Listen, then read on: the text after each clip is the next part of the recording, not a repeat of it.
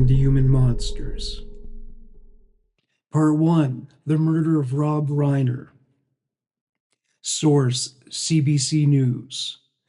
Rob Reiner's son in custody in connection with his parents' killings. 78-year-old Hollywood legend and his 68-year-old wife were found dead on Sunday. The son of filmmaker Rob Reiner was arrested on homicide charges after the actor, director, and his wife were found dead in their Los Angeles home over the weekend. Los Angeles Police Chief Jim McDonnell said on Monday.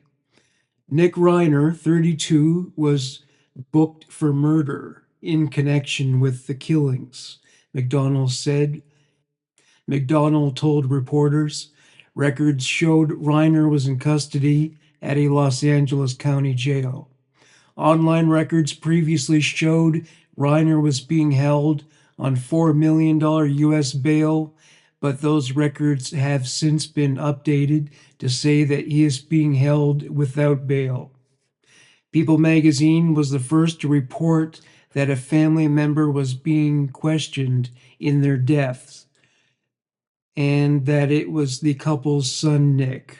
First of all, our hearts go out to the family and friends of the Reiners. A tragic incident, said McDonnell, speaking at a separate news conference regarding arrests in an alleged domestic terror plot that targeted upcoming events in California. Police said they found two bodies whom they did not identify at the Reiners' home at 3:40 p.m. local time on Sunday in the Brentwood neighborhood of Los Angeles after police came to the home in response to calls reporting a death at the house. Other officials confirmed the victims were Reiner, 78, and his wife, Michelle, 68.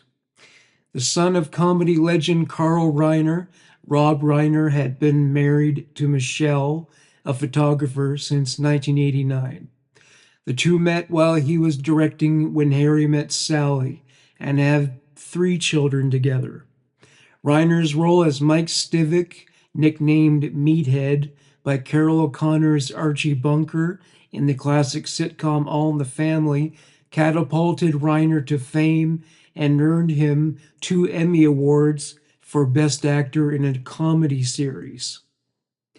He then transitioned into directing feature films, with some of the most memorable movies of the 1980s and 90s to his credit, including This Is Spinal Tap, The Princess Bride, and A Few Good Men. Nick Reiner co-wrote the film Being Charlie, which his father directed. The 2016 film tells the story of a rebellious, drug-addicted teen whose father is an actor turned politician. The film isn't autobiographical, but was loosely based on Nick's personal journey with addiction and homelessness since he was a teenager himself. Nick told People, "When I was out there, I could have died. It was the most personal thing I've ever been involved in," Rob Reiner told podcaster Mark Maron in 2016. At the time, both Reiner and his son expressed to the media that filming the movie had brought them closer together. "It forced us to understand ourselves better than we had," Reiner told the Associated Press in 2016. "I told Nick while we were making it, I said, it doesn't matter whatever happened to this thing, we won already. This has already been good. We've worked through a lot of stuff." In a YouTube interview series at the time, Nick Reiner said of his youth with his father that, "We didn't bond a lot and agreed that working on the film made them feel closer." The movie is Nick Reiner's only screen credit. Following news of the deaths, tributes poured in for the Hollywood legend, who was also active in politics, supporting liberal causes, from politicians like former President Barack Obama to fellow actors such as Jamie Lee Curtis and Ron Howard. Part 2: Anti-Semitic Massacre in Australia. Source: Australian Broadcasting Corporation. Bondi attack caused by cascading hate left unchecked, say critics, urging anti-Semitism plan be adopted. A report that has sat on Prime Minister Anthony Albanese's desk for months is being raised by critics as key evidence that the federal government has done too little, too late, to respond to the rising tide of anti-Semitism since the October 7th terror attack in Israel.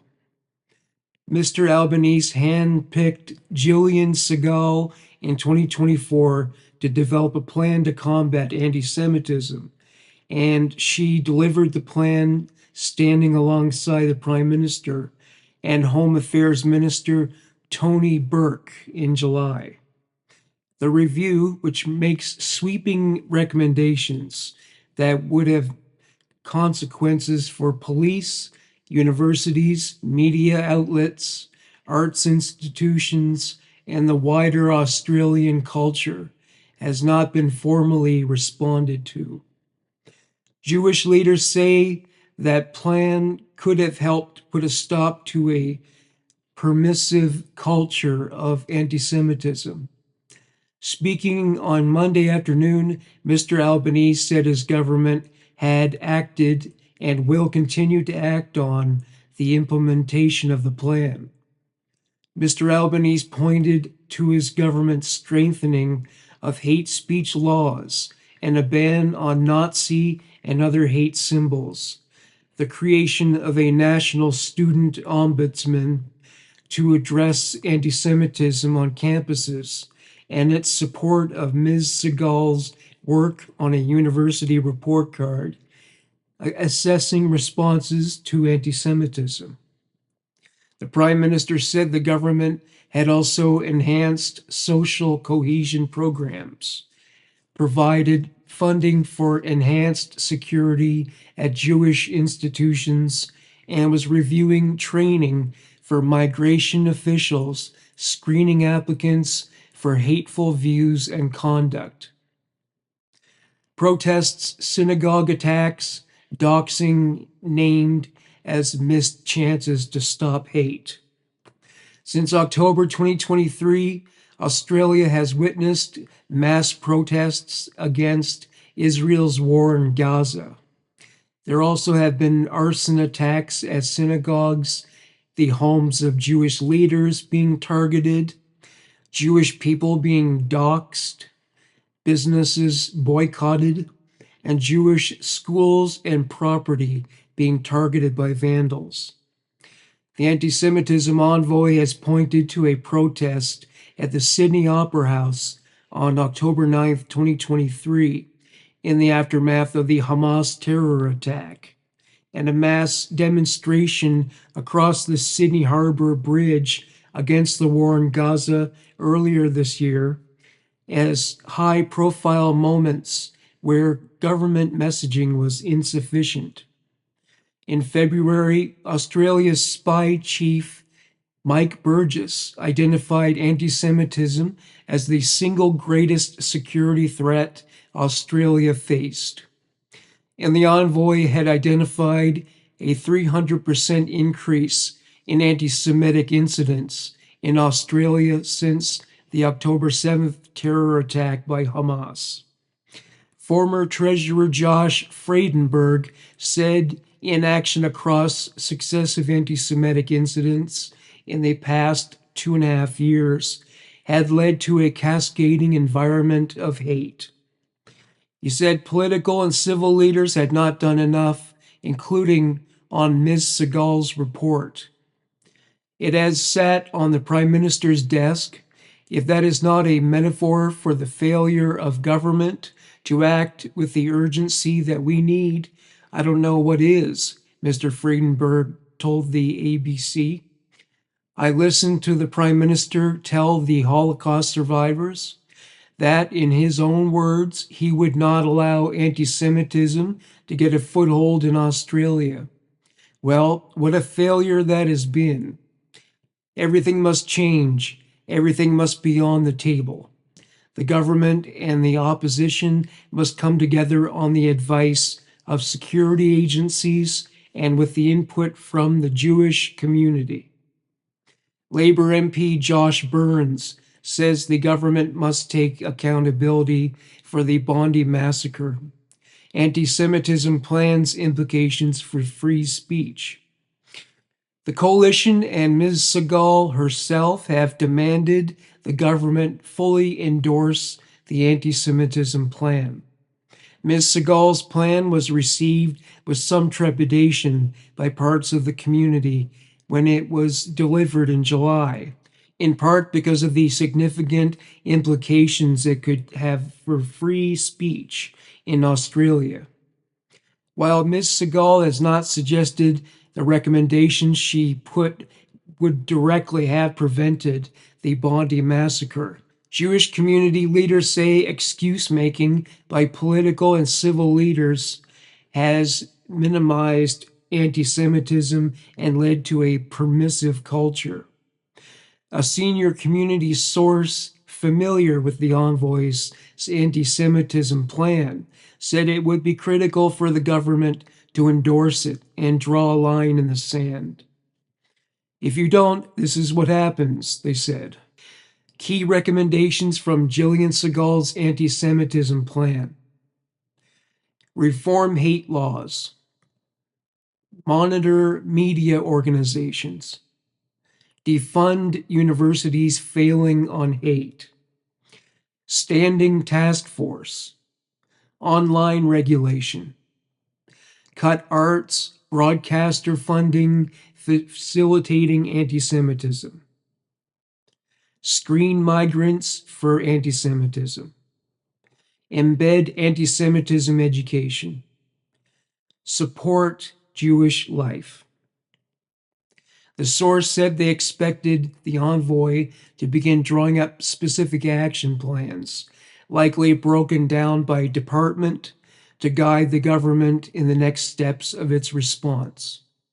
Privately, conversations have also begun on the issue of migration. The coalition has yet to release its migration policy review, but it has already flagged it will push for stronger value tests for people seeking to enter Australia. But for the next week at least, Jewish groups say they will still be mourning the loss at Bondi. Ms. Segal said the government could leave no doubt that it would respond with a full-throttle approach. It can't do this in a half-hearted fashion, she said on Monday. Mr. Albanese has committed to extending funding for security to protect Jewish institutions. The Prime Minister also proposed tougher gun laws, including limits to how many guns an individual could own in the wake of the attack. Part 3. Family identifies bright and promising student as victim of Brown University shooting. He had big dreams. Mohammed Aziz Umarzakov was identified by his family as one of the two Brown University students who died in Saturday's mass shooting on campus. Source: People. Need to know. The second victim of Saturday's mass shooting at Brown University has been identified. Mohammed Aziz Umarzakov was identified by family and the American Uzbekistan Association as one of the two students who died in Saturday's shooting. Umarzakov was remembered as a bright and promising student who had a kind heart and a quiet willingness to help anyone in need. The second victim who died in Saturday's mass shooting at Brown's University has been identified. Mohammad Azim Mirzakov was identified by the Uzbekistan Foreign Affairs Ministry on social media Monday as the second student who died in Saturday's shooting at the Providence, Rhode Island University, according to NBC News. The loss of innocent lives as a result of this tragedy is a heavy loss for all of us, the Uzbekistan Foreign Affairs Ministry wrote in a post on Telegram, according to the outlet. Umerzakov's aunt also confirmed his death to NBC, telling the outlet that she found out the news when her nephew's mother called her in the middle of the night. He was very kind, smart, attended talented and gifted schools, Mirzakov's aunt said, adding that he wanted to be a neurosurgeon because when he was 10, he had a very serious 8 hours long brain surgery. We hoped that he would have had a bright future, the grieving aunt added, according to NBC. Mirzakov's family also identified him in a GoFundMe set up to help his family cover funeral costs. He was incredibly kind, funny, and smart. Family member Samira Mirzakova wrote in the fundraiser. He had big dreams of becoming a neurosurgeon and helping people. He continues to be my family's biggest role model in all respects. He always lent a helping hand to anyone in need without hesitation and was the most kind-hearted person our family knew. Samira added, "Our family is incredibly devastated by this loss."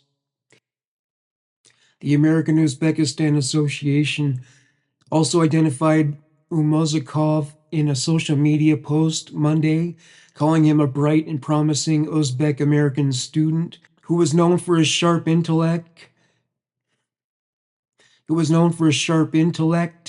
kind heart, and quiet willingness to help anyone in need. He carried himself with humility and compassion, earning the respect and affection of those around him. The association added, his curiosity, discipline, and generosity reflected both his character and the values of the community that raised him. His passing has left an immeasurable void in the hearts of his family, friends, classmates, and the broader Uzbek American community, the association continued. The other victim of Saturday's shooting, Ella Cook, a 19-year-old sophomore, was identified on Sunday. Cook's name was announced during a church service at the Cathedral Church of the Advent in Birmingham, Alabama, where she attended. Tragically, one of our parishioners, Ella Cook, was one of those who were killed yesterday, the church's Reverend Craig Smalley announced during the service, which was streamed online. She was an incredible, grounded, faithful, bright light. Not only growing up here in the ways, she encouraged and lifted up those around her, but at Brown University, she was an incredible light there as well. Police are still searching for the suspect responsible for Saturday's mass shooting. People previously reported police had taken a person of interest into custody, but they have since been released. Mirzakov and Cook were killed after a gunman entered an engineering building on campus and opened fire at around 4 p.m. local time on December 13th. The shooting also injured 9 others. Of the 9 people injured in the shooting, 1 remained in critical condition, while 6 others in critical but stable condition, a Brown University health spokesperson told NBC News.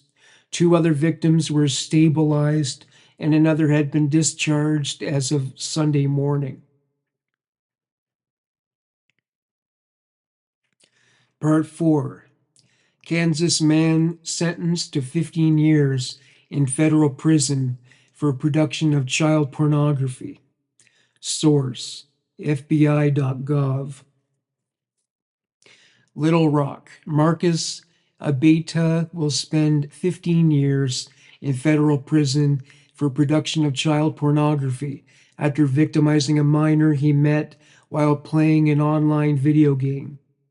Jonathan D. Ross, United States Attorney for the Eastern District of Arkansas, announced the sentence, which was handed down today by Chief United States District Judge Christine G. Baker. On June 4th, 2024, Abeda, 32, of Emporia, Kansas, was indicted by a federal grand jury on one count of production of child pornography. On February 26, 2025, Abeda pleaded guilty to the count in the indictment. Chief Judge Baker sentenced Abeda to 180 months in federal prison and 10 years of supervised release. There is no parole in the federal system. An investigation revealed that on December 4th, 2023, the U.S. Air Force Office of Special Investigations in Arkansas was notified by a parent who is an active member of the Air Force that they found sexually explicit and inappropriate conversations on their minor child's iPad. The subsequent investigation revealed that on December 5th, 2023, while the minor was interacting with others on an online game, Abeda sent the minor an internet link inviting the minor to leave the current game and join him on another platform, Discord. The minor accepted the invitation and began communicating with Abeda, who made comments to the minor, such as how sexy the minor was. During the interaction with the minor, Abeda asked them to send him pictures of their private body parts, which the minor did. Abeda offered money and game currency to the minor if they would send naked pictures. Abeda knew the victim was a minor when he was communicating with the victim. This case was brought as part of Project Safe Childhood as a nationwide initiative to combat the growing epidemic of child sexual exploitation and abuse. Launched in May 2006 by the Department of Justice and led by U.S. Attorney's Office and the Criminal Division's Child Exploitation and Obscenity Section, or SEALS. It marshals federal, state, and local resources to better locate, apprehend, and prosecute individuals who exploit children via the internet, as well as to identify and rescue victims. For more information about Project Safe Childhood, please visit www.projectsafechildhood.gov. Parents are encouraged to always monitor your children's online activity. Part 5. Illinois mom pleads guilty to murder in brutal death of 6-year-old son she left in a cold shower. Source: truecrimenews.com. North Chicago, Illinois. In exchange for a shorter sentence, a mother has pleaded guilty to first-degree murder in the 2021 death of her 6-year-old son, whose body was found burned and dumped in a trash bag. The Lake and Henry County Scanner reports Jenny M. Perry, 41, faces up to 45 years in prison in connection with the death of Damari Perry. On December 30th, 2021, the child was put into a cold shower for so long he became unresponsive and vomited. Family members then discussed how to dispose of his body and took it to a different location. They then reported him missing on January 15th, 2022. Damari Perry's naked body was found in a plastic trash bag near an abandoned house in Gary, Indiana. The cause of death was ruled as hypothermia, and the coroner's office said his remains had been burned post-mortem, the Lake and McHenry County Scanner reports. On February 2nd, 2022, the Lake County Attorney's Office filed a 19-count indictment against Perry and her older son, Jeremiah Perry, now 24. They were charged at the time with first-degree murder and additional counts of aggravated battery of a child, dismembering a human body, conspiracy, aggravated domestic battery, concealment of a homicidal death, endangering the life or health of a child, abuse of a corpse, and obstructing justice. A third family member was also charged, the Lake and McHenry County scanner reports. The attorney's office alleged Janie Perry and Jeremiah Perry planned to punish Damari Perry using prolonged exposure to a cold shower. A grand jury found evidence that the murder was exceptionally brutal and heinous, which allowed prosecutors to seek natural life sentences. The Lake and McHenry County scanner reports Perry negotiated a plea deal with the attorney's office on December 4th. She pleaded guilty to first-degree murder, and the rest of her charges were dismissed. She no longer faces a natural life sentence and instead will be sentenced to 20 to 45 years behind bars, the outlet says. People reports Damari Perry was in foster care after his birth in 2015, but Janie Perry regained custody in 2017. She is the mother of 7. She is scheduled to be sentenced on January 31st, 2026. The jury trial for Jeremiah Perry is set to begin February 9th, 2026. Part 6, Brian Walsh, found guilty of murdering his wife and dismembering her body. Source, NBC News. Anna Walsh disappeared on New Year's Day in 2023. Her body has never been found. A Massachusetts jury found Brian Walsh guilty of first-degree murder on Monday, siding with prosecutors who accused the convicted fraudster of killing his wife and dismembering her body 3 years ago. The verdict came after nearly 2 weeks of testimony in Norfolk County Superior Court, southwest of Boston. The jury began deliberating Friday afternoon. In closing arguments, prosecutors said that Walsh, 50, methodically cut up the body of Anna Walsh, 39, and disposed of her body in dumpsters. He needed her dead, said Norfolk County Assistant District Attorney Ann Yoss told the jury. This was a marriage in crisis. Prosecutors have alleged that Walsh was motivated by money. He was the sole beneficiary of his wife's $2.7 million life insurance policy, and by an affair she was having with a realtor in Washington, D.C. Walsh's attorneys rejected those allegations, calling him a loving husband and a father who didn't know about the affair. Defense attorney Larry Tipton said that Anna Walsh died a sudden, unexplained death.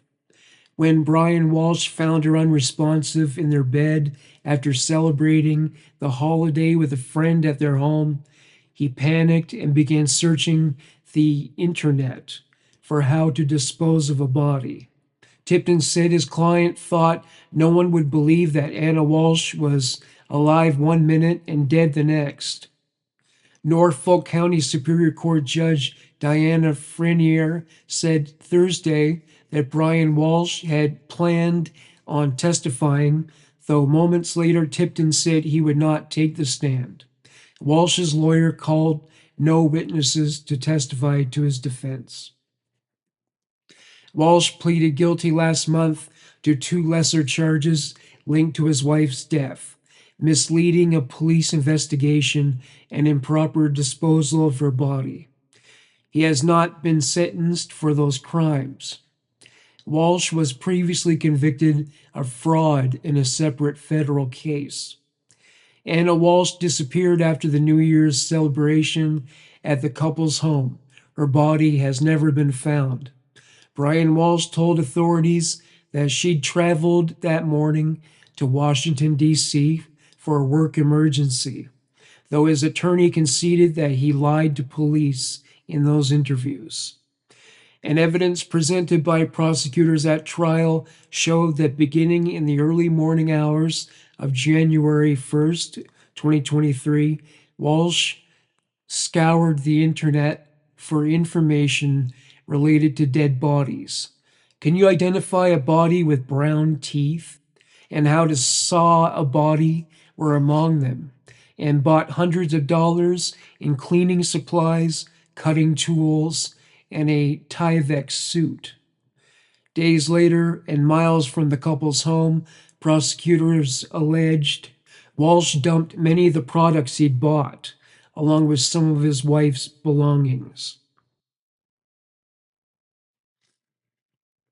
Part 7. Georgia man who attacked, then rescued ex-wife after a violent home invasion hoped to be her hero. Source CBSNews.com. When Morgan Metzer glimpsed a masked figure standing in her bedroom doorway shortly after midnight on New Year's Day, 2021, she thought she might just be seeing things. But then, Morgan Metzer, he's standing there like a soldier, like with his fist clenched and like he was ready to go. He ran at me and jumped on top of me. And that's when he started pistol whipping me. Just hours earlier, she'd been ready to ring in the new year in Canton, Georgia, with her best friend, Nicole Sabelski. That's what we were looking forward to, and I knew she was exhausted. It had been a long year for Morgan. Recently divorced, her 8-year-old twin son and daughter were spending a few days with her sister in Florida. Nicole, I mean, we're moms. We just wanted to hang out for a second. We had planned for it.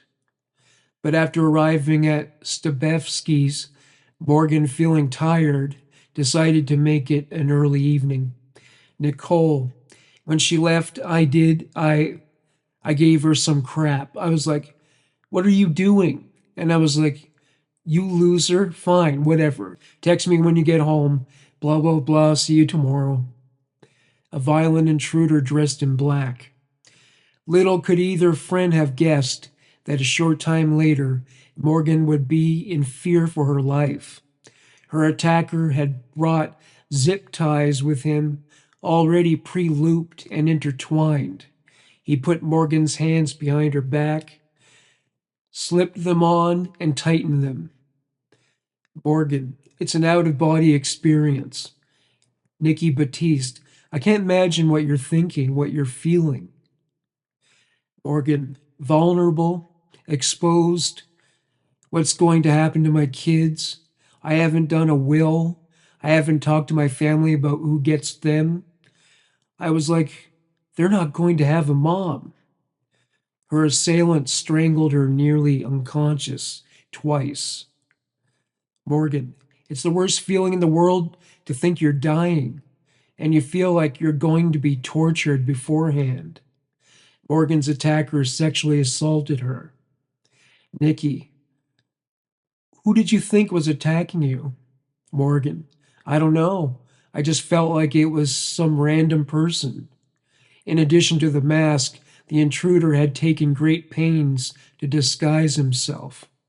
Morgan, black, hoodie jacket, black pants, black gloves.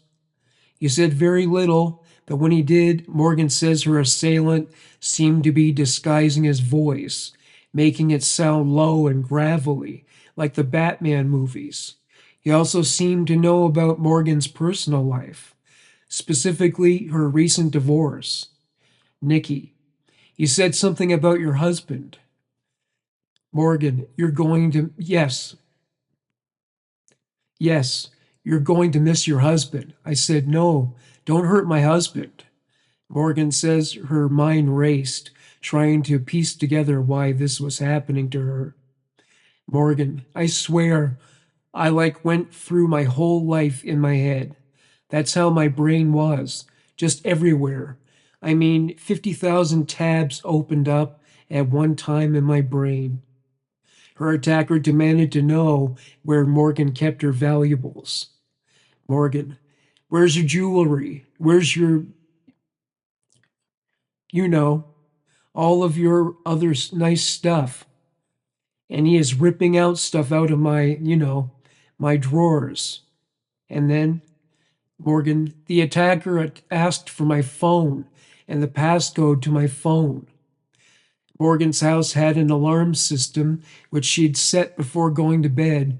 An app on her phone controlled it, along with several security cameras around her home and a lock on the door of her second floor bedroom, which led out to a back porch. Morgan, I wasn't too sure what he was doing on my phone at that time until I heard a um, a door lock open, which was for the back porch. The attacker had unlocked the door remotely through that app on Morgan's phone. Morgan says he put a pillowcase over her head. Morgan, he got me out of the bed, walked me out to the back porch. I was naked, still with my zip tie handcuffs behind my back. Nikki, did he just leave you there? Yes. What did he say as he left? Morgan, he said, do not get up until you hear two-car honks, or I'll kill you.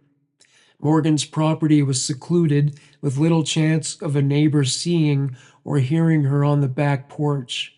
And with that pillowcase over her head and the attacker's final words of warning ringing in her ears, Morgan had no way of knowing if he or someone else was watching her. Morgan, I just listened to the stream and tried to be as peaceful and calm as I could. 40 minutes passed, then a sound in the distance struck terror in Morgan all over again. Morgan, I hear somebody walking up. Unable to see, she feared her attacker had returned to finish the job. Morgan, I hear them shuffling, walking, and they hit the stairs, and I knew they were at the top when he hit the first board, and it creaked really loud. That's when Morgan heard a very familiar voice. Morgan, oh, honey, what happened? Morgan's grueling ordeal was finally over. And who had turned out to be her rescuer?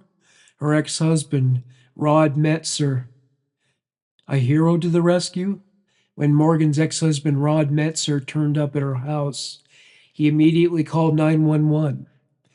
911 dispatcher. Cherokee County 911. Rod Metzer. Somebody broke in over here. Rod Metzer.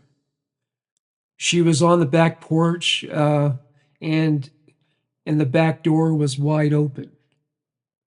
She was tied up with a hood over her head. As they waited for help to arrive, Rod tried to console Morgan. Their conversation heard on the 911 call. Morgan, on the 911 call, please don't leave, Rod. Rod, I'm going to be right here. Morgan, please. Rod, I'm going to leave the door open, okay? Sergeant Dakota Livers. He came up and rescued her on the back porch. Nikki, saved her? Sergeant Livers, saved her. Nikki, her hero. Sergeant Livers, absolutely. Sergeant Dakota Livers was a detective with the Cherokee County Sheriff's Department in 2021. He had a lot of questions. Exactly why had Rod gone to Morgan's home in the middle of the night? Rod moved out of Morgan's home and into his own apartment shortly after the divorce, said Livers. Sergeant Livers, he was getting ready for bed. He was brushing his teeth when he heard knocking on his window. That knocking was accompanied by a voice in which he could only decipher the word Morgan was being said. Concerned, Rod said he tried calling Morgan, but she didn't answer. Nikki, what did he say he was thinking? I mean, someone knocks on his window in the early morning hours of New Year's Day. Sergeant Livers, he obviously went to the worst. He thought that something was going to happen to Morgan, or something might be happening to Morgan. Rod told investigators he'd gotten in his car and made the 12-minute drive over to his ex wife's house. Despite being divorced, Rod said he was still looking out for Morgan. Their relationship stretched back nearly 20 years. Nikki, how old were you when you met Rod? Morgan, 14 years old. Nikki, was it love at first sight? Morgan, yes, it was. It was. It was scary how fast it was. Kathy, he was 17 at the time. Kathy Metzer is Rod's mother. Kathy Metzer, we were on the way to a baseball game, and he said, Mom, you're going to meet Morgan tonight. And I said, Who's Morgan? That's my girlfriend. And I said, What? He said, Be nice. And he laughed. Nikki Batiste, did Rod change at all while he was dating Morgan? Kathy, there was nothing that she could mention that she didn't get. Nikki, how did he treat you? Morgan, amazing. He called me princess. And so he literally treated me like that. No one was surprised when the couple married in 2009. Morgan was 21 years old. Kathy, Morgan was one of the most gorgeous brides I've ever seen in my life. Kathy, weather was perfect. It was outside, so thank goodness for the weather. Morgan, it was everything I dreamed of. My dad gave me everything I could want, you know? It was just precious. Nikki, what was marriage like in the very beginning? Morgan, it was just awesome. It's just you two. You're mourning the loss of your wedding being over, laughs, and your honeymoon. And it's like, I want to go again. Unfortunately, their newly wedded bliss would be short lived.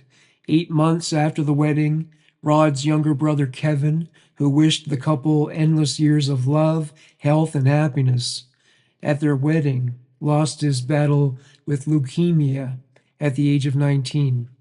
Kathy, it really hit Rod hard. I mean, I don't think he was ever the same after that. He depended on Morgan at that point more than he did anybody. I don't think he left her side for more than an hour or two. But the next year would bring some good news to celebrate. Morgan, we got pregnant with our son. Morgan says picking his name was easy. Morgan, Kevin always wanted to be an uncle. He always talked about it, how much fun he would have. Kathy, they named him Kevin after my Kevin, Rod's brother. But this family would suffer a second and devastating loss. Baby Kevin was born early with a congenital heart defect. He lived just 18 days. Morgan, he actually died on his due date. Nikki, the loss of a child is unthinkable, and I would imagine tough for you and Rod. Morgan, very tough. Don't really remember a lot of it. It's a big blur with all the emotions. So it seemed like a miracle when just 3 months later, Morgan discovered she was pregnant again. Kathy remembers the moment Rod showed her the ultrasound picture. Kathy, he says, What do you see? I said, A baby. He said, No, look, what do you see? And I just screamed at the top of my lungs, Two babies, you know? Nikki, twins. Kathy, twins. They were going to have twins. Morgan gave birth to a healthy boy and girl in 2012. It should have been a happy time, but not long after, the marriage began to change. Morgan, probably about a year after they were born, which is right around the time that Rod lost his job is when it started going down south from there. Nikki, what did Rod do for work? Morgan, he he had so many jobs. His main one, when he lost all of his money, was he was being a day trader for himself. Rod's job loss happened to come at the same time Morgan's career was starting to flourish. Morgan, I started my own interior design business, and it took off. I just didn't expect it to boom and blow up. Morgan's company, Shiplap and Sugar, became so successful she asked Stubazelski to join her. Nicole Stabazevsky. She was saying, like, I need help. I'm overwhelmed. Nikki, so you became business partners. Nicole, yeah, making money, working our tails off, doing what we love. Morgan says her professional success and Rod's lack of it made for a dangerous combination. She says he began to abuse her, both physically and mentally. She recalls one Labor Day weekend. She and Rod were celebrating on a boat with friends and had just returned to the cabin. Morgan, I guess we had gotten into an argument about something. That's the first night he beat me. I had my dad come and get me. Shockingly, Morgan says Rod tried to convince her and the people closest to her that she was to blame for her injuries. Morgan, he convinced my parents that I was the one that did it. Nikki, what did he say? Morgan, you were just out of control. You just, you couldn't keep your temper. You were just wailing all over the place. Morgan says Rod claimed she got hurt because he was forced to physically restrain her. Morgan. And I'm like, okay, well, maybe that's my fault. And my friends stopped talking to me then because he had no marks on him. It was all me. Morgan says that's when a new phase in the marriage began, one in which she started to doubt her own reality because she says Rod was gaslighting her, making her think every conflict Rod instigated actually began with her. Nicole, I think she thought she was crazy, You get programmed to think that you're crazy, like it's all in your head. Morgan says Rod even involved their children in his deception. Morgan, he pretended I pushed him down the stairs, and he literally rolled down the stairs. He actually got hurt and said to the kids, Look, mommy pushed me downstairs. Can you believe that? Morgan says Rod sexually abused her as well, although she says it took a while for her to recognize what it was. Morgan, a lot of times he's very aggressive and wouldn't take the word no. And so now looking back on it, I guess he did sexually abuse me. Morgan filed for divorce in 2020. Nikki, when Morgan decided to go through with the divorce, how was she handling it? Nicole, it was the first time I think I saw her have peace. The divorce was final in December, and Morgan was ready to move on. But now, in the early morning hours of New Year's Day, it appeared Rod had come back into her life as her hero. Critical clues in the investigation. Sergeant Livers and Sergeant Robert Howe recall that when they first arrived at Morgan's house at 3 a.m., Rod's behavior had struck them as unusual. Sergeant Dakota Livers. So as we were walking up, Rodney was seated in his car right here with another deputy. Nikki, did he say anything? Livers, yes, he did. He said, Hey man, are you the guy that we've been waiting on? And I said, yes, sir, I am. And then he replied, Do your fucking job. Nikki, what did you think? Livers, I was taken aback. I really was. This guy had found his wife bound and beaten on the back porch. And you would think that my arrival to help find a resolution to this would be welcoming. Immediately, Morgan's appearance startled the investigators. Sergeant Howell. Her eye was swollen shut, black and blue. She still had the zip tie around her one wrist, and I was shocked. And I had seen a lot in my career, and I was surprised that somebody would be so harsh. Nikki, what did it make you think? Sergeant Howe, somebody was mad. Sergeant Livers, absolutely. It was an emotional attack. Morgan was not only physically injured, investigators could tell she had suffered psychologically after the attacker left her. Sergeant Livers, she was in fear that someone was still back here watching her and that they were going to kill her if she moved. And so she laid here and waited. Morgan was outside for 40 minutes before Rod arrived, but initially she thought it was just half that. Sergeant Dakota Livers. Morgan believed it to be somewhat around 15 to 20 minutes max. That was her perception of time. Nikki. Interesting. I would have thought the opposite. That would have felt longer for her. Livers. I agree. When their adrenaline's going, people perceive things differently. The first thing Livers and Howe did was separate Morgan, Rod, and Morgan's father and brother, who came over after she called them. Then Livers recorded his conversation with Morgan inside the house. Safely out of earshot of her ex-husband, who was standing just outside, Morgan told investigators that she suspected her attacker was the man pretending to be her hero. Morgan, I just thought it was him. Livers, when you say him, you're talking about your ex-husband? Mm-hmm. Morgan said she had no idea who her assailant was when the attack began, but then came one critical moment.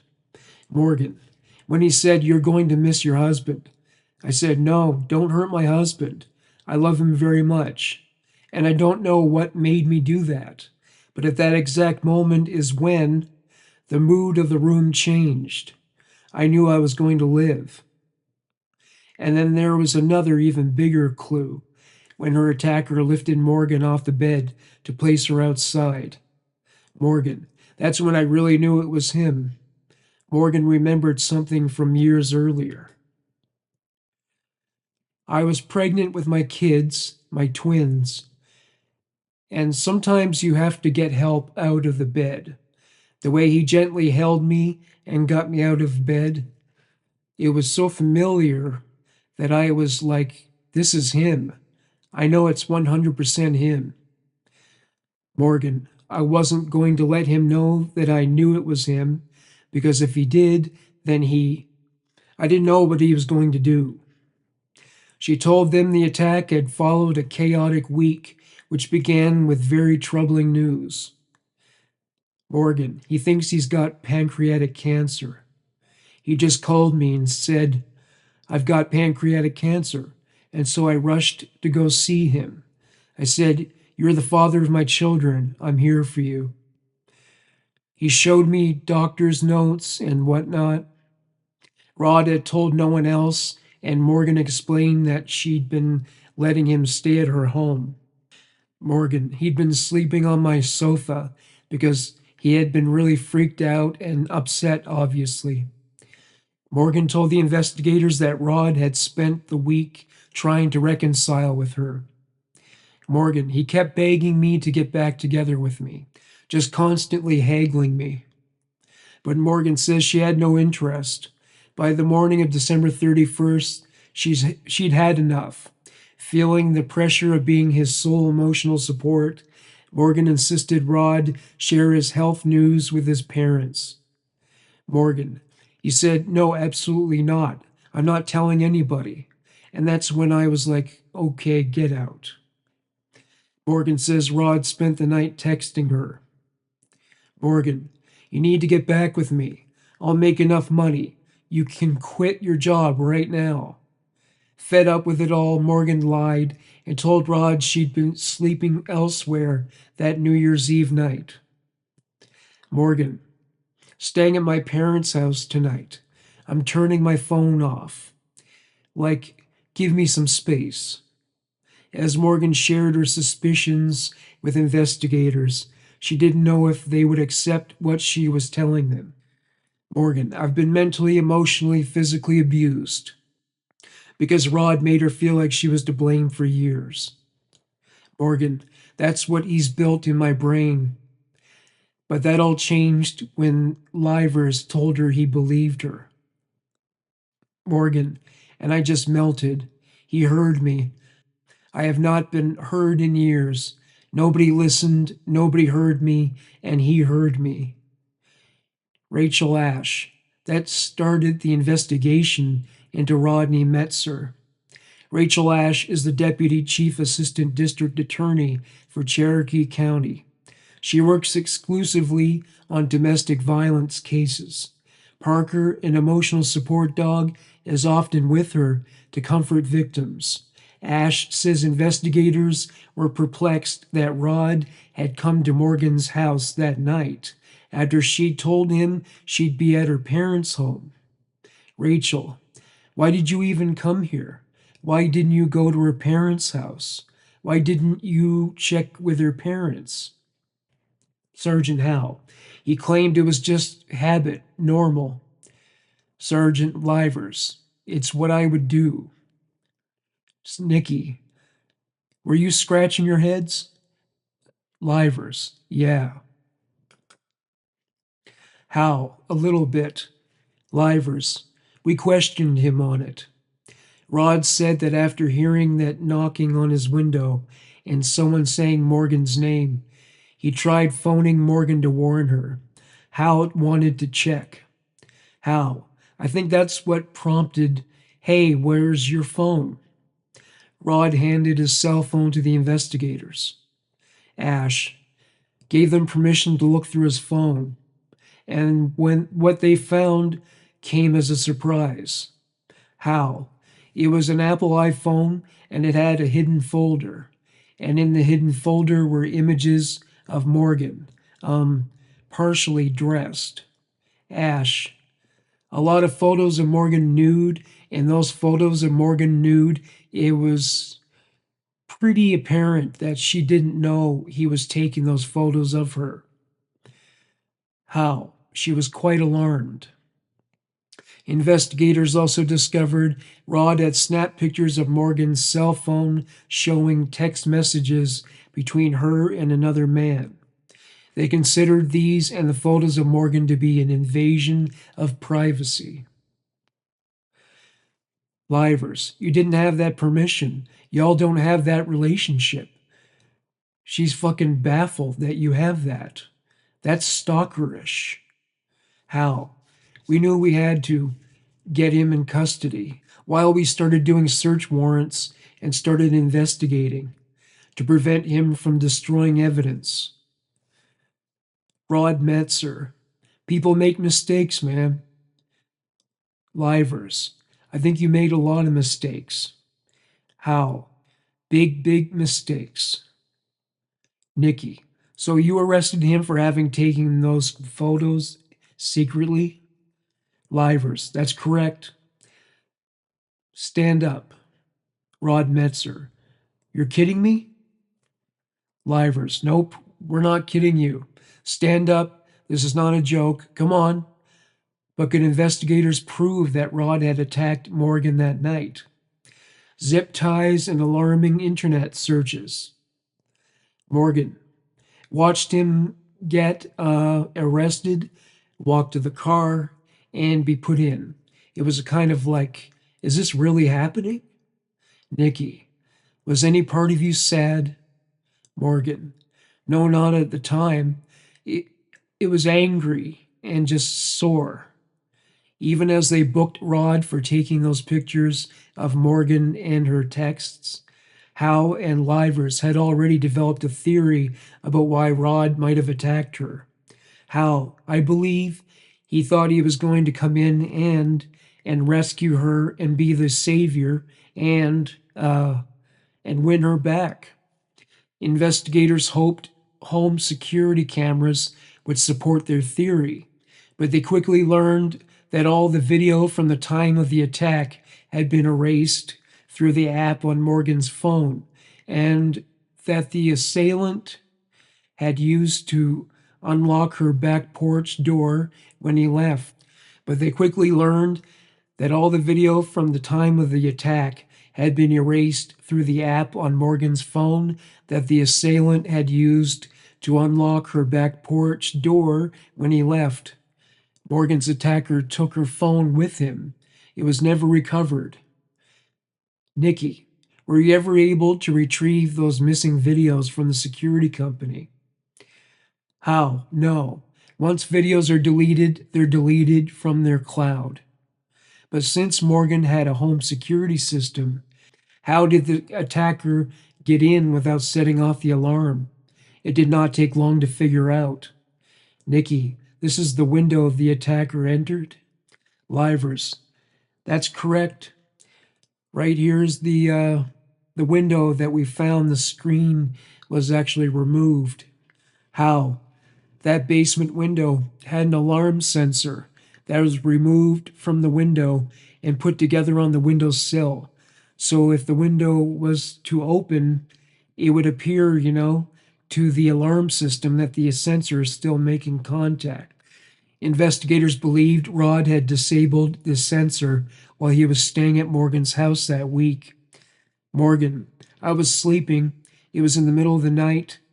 Although the home security videos had been erased, there was other video from prior to the attack. The camera on Morgan's front porch caught Rod earlier that evening. Morgan, he had sent me a picture of a check, and he's like, it's underneath your front porch. How? It was for $56,000 in change. Morgan says the message Rod sent with the picture of the check made it seem like he was trying to make a grand gesture.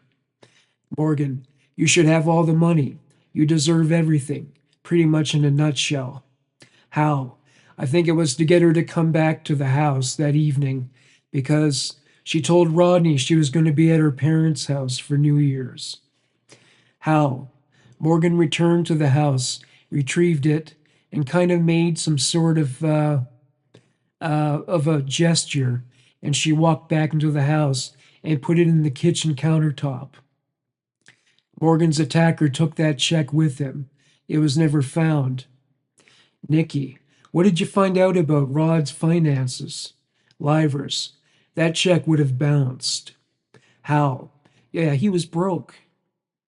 The day after his arrest, investigators executed search warrants on Rod's car and his apartment. As soon as they walked through the door, they found a key piece of evidence. Rachel Ash. They located this bag of zip ties in his apartment and a portion of a zip tie. Before arriving at her house, Morgan's attacker had pre-looped the zip ties he'd put on her wrists. Livers. He was working in the dark. He was handcuffing somebody. You never know how much fight that person's going to put up. How? One of the zip ties actually was pretty unique because it had two other zip ties that had been ratcheted onto it and then cut. And so basically what we were looking at was a zip tie that had two extra heads. Howe and Livers needed to find out if that portion of a zip tie, essentially a tail, found in Rod's apartment, lined up with one of the extra heads on Morgan's restraints. They headed to their crime lab. Nikki, so these are the zip ties that were actually found on Morgan?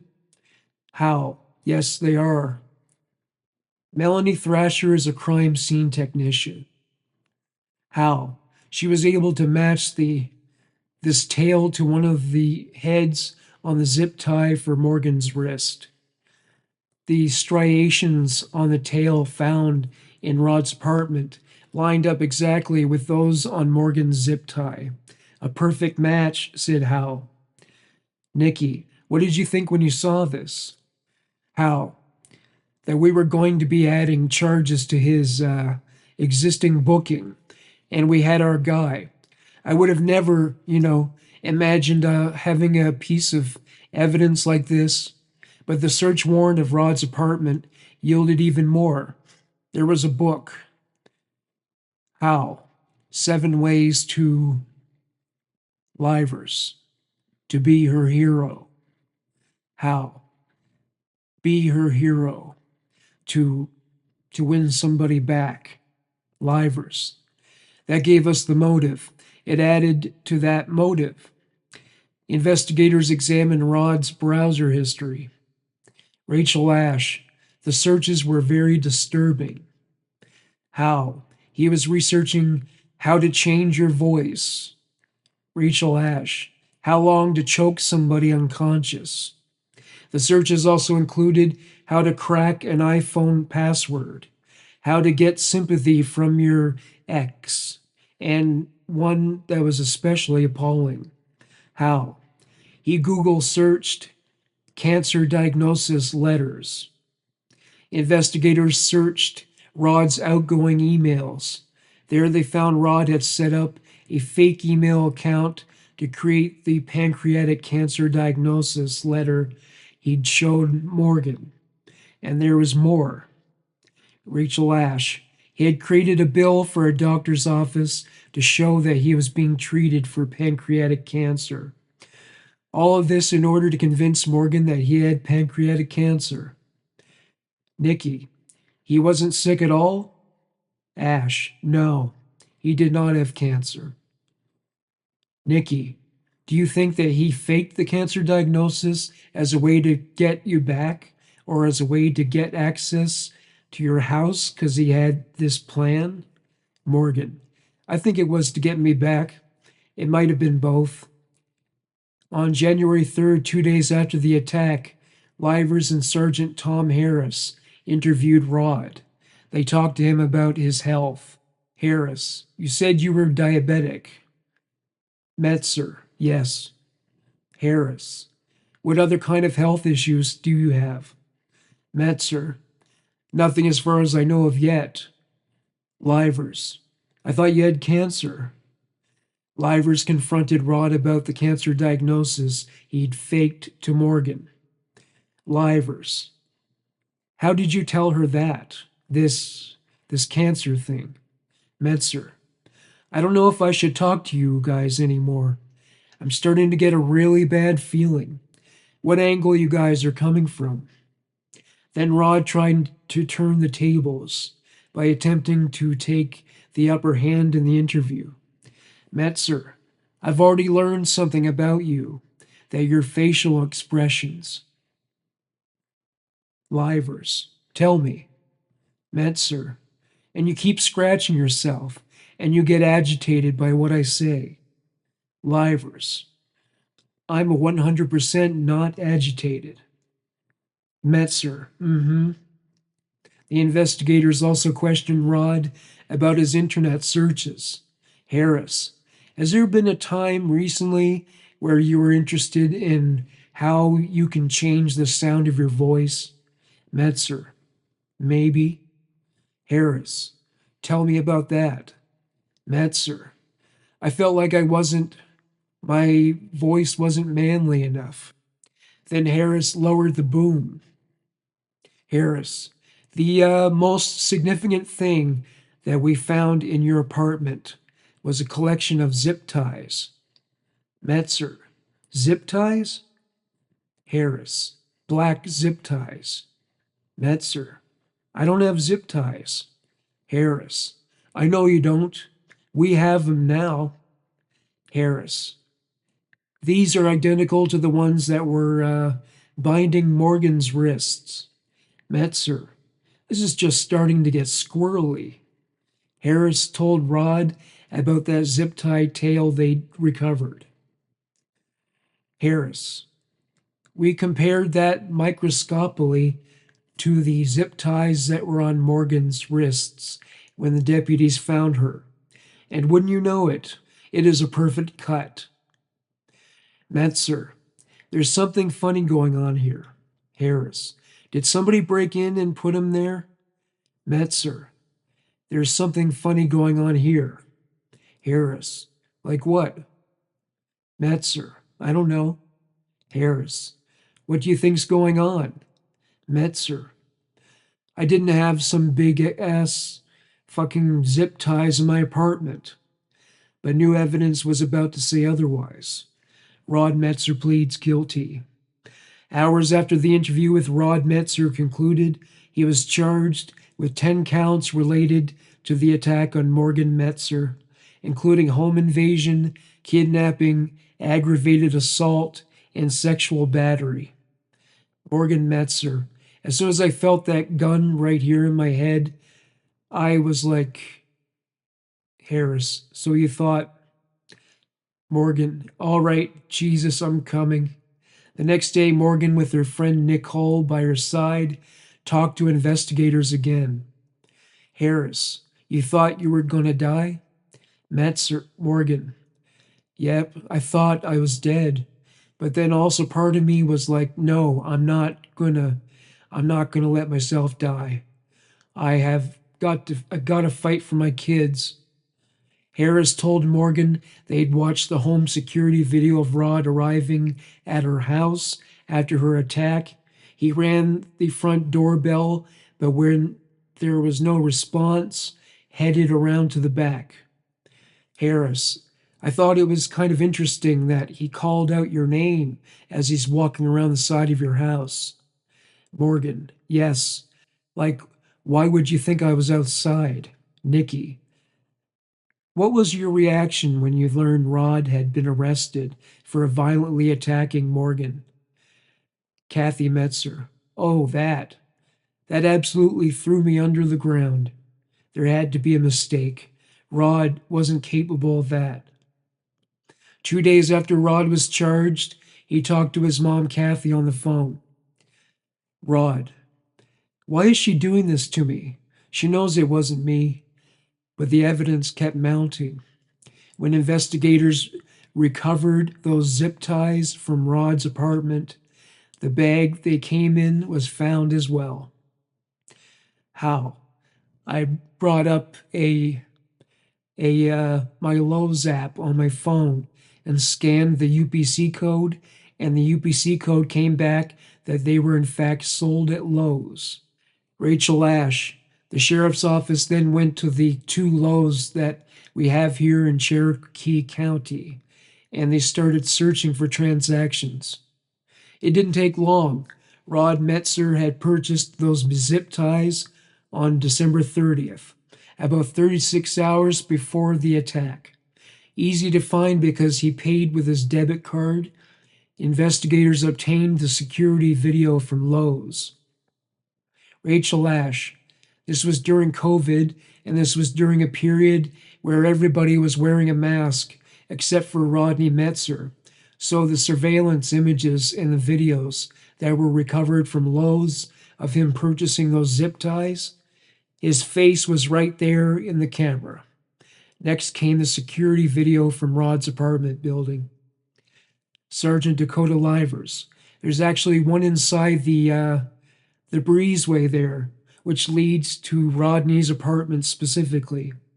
Livers says there was no video of Rod leaving after he said someone knocked on his window. Livers. What we do see is after the time of the incident that Morgan was attacked, Rodney come in disheveled in a hurry. Just 4 minutes later, Rod is caught on camera again, leaving the building, wearing completely different clothes and sneakers, and carrying a plastic bag. The time stamp was 1:24 a.m. How? We never found that bag in his car when we did the search warrant. Ash, we just don't know where that went. Investigators can't know for sure what was in that bag, but believe it had evidence Rod discarded on his drive back to Morgan's house. The attacker's mask was never found, but Deputy Chief Assistant District Attorney Rachel Ash says they had more than enough to prove Rod was guilty. Ash, this is a prosecutor's dream to put up because the evidence in this case was overwhelming. Overwhelming. But Ash says she wanted to offer Morgan an opportunity for quicker closure than a trial would bring in the form of a plea deal for Rod. Ash, we went through the pros and cons of letting him plead guilty, letting him accept responsibility. We agreed we should try. He took it quickly. On August 4th, 2021, Rod pleaded guilty to a total of 14 counts related to Morgan's attack and the photos found on his phone. How? He agreed to serve 25 years on a 70-year sentence. So when he gets out in 25 years, he'll serve another 45 years of probation. Nikki, I think you even described it as like a death. Morgan, it is a death. I've lost my husband. He's dead to me. At Rod's sentencing, Morgan delivered a victim impact statement several pages long. Morgan, once I got started, it just started pouring out of me. There were no cameras in the courtroom. 48 hours asked Morgan to read her statement. Here's a portion of it. Rod, not only will this statement be to my attacker, but it'll also be my last words to whom I thought was the love of my life. The last 4 years being married to you was like living with a monster that constantly tried to break me down and fence me in. It was a blessing in disguise. I can now walk with the confidence knowing the pain you have given me is turned into power. I walked off that stand with 1,000 pounds off of my shoulders. It felt so good. It felt empowering. And I got the last word. Nikki, how was it to listen to your best friend read this incredibly powerful statement? Nicole, it was awesome because she did not cry. Her voice did not shake. And she said everything she needed to say, and when she was done, she was done. Rachel, Ash, she was laying to rest this relationship. She was telling him this, I'm never going to be yours, right? I'm never going to be yours. Rod's actions that New Year's Day continue to affect everyone. Nikki, have you been able to visit Rod in prison at all? Kathy, he hasn't wanted me to. Nikki, why? Kathy, he's afraid of my reaction. Rod has type 1 diabetes, and Kathy says his health is rapidly declining in prison. Nikki, you're worried he could die. Kathy, oh, I'm absolutely worried he's going to die. Morgan says once the ordeal was behind her, she had to take steps so she could recover, seeking therapy to help her cope. Morgan, everything happens for a reason. God has everything happen for a reason. And I'm starting to see that right now. There's just a lot of great things that are happening with us. She says she is focusing on raising her children and helping others who find themselves in similar circumstances. Morgan, I'm trying to raise awareness for narcissism and gaslighting. I want to help women realize they're in a situation before it gets too bad. Nicole, I'm just excited to see who she continues to grow to become. She's beautiful and strong and resilient. So this is just a stepping stone in her journey. Ron Metzer's sentence prevents him from contacting Morgan and their children in any way. Thank you for listening to Human Monsters. Bye for now.